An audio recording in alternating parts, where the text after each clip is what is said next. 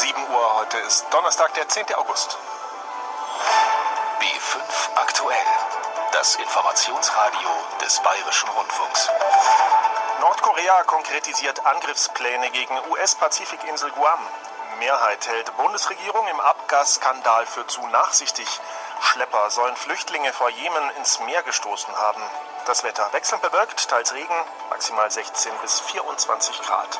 Im Studio Steffen Grützky. Guten Morgen.